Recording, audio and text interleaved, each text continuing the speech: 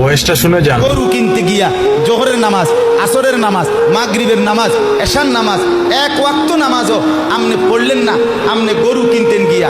আবার কোরবানির দিন আড্ডি কোবাইতেন গিয়া আমনে জোহরও পড়লেন না, আসরও পড়লেন না, মাগরিবও পড়লেন না। আমনে যদি এরপরে আইসা এই মাইক দিয়েও কন আমি আল্লাহর জন্য কোরবানি দিছি, আমরা বুঝছি না কেন?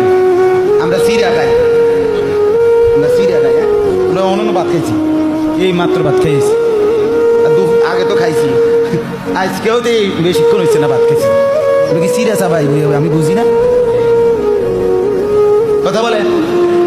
অতএব আমনে মানে উনি মনোযোগ দিয়ে কোরবানি দেন, এটা হলে মানে মনোযোগী কোরবানি, একেবারে খুব যত্ন নিয়ে মনোযোগ দিয়ে কোরবানি করতে আছে। জোহর আসর মাগরিব এটি তো আইয়ে যায়, বোঝেন নাই কথাটা? এটি তো কত শনিবার, কত রবিবারে, কত জোহর, কত আসর আইসে গেছে। আমি এই